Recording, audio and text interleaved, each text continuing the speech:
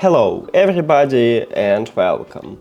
In this video I'm going to show you how to allow access to contacts and call history for your speaker JBL Boombox 4.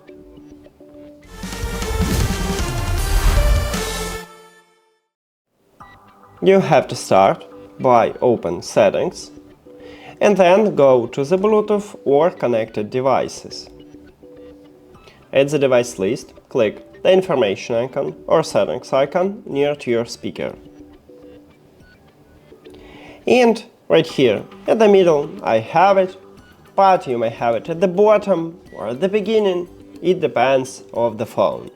And also this name depends on the phone. So I have stock Android. On stock Android it calls allow access to contacts and call history.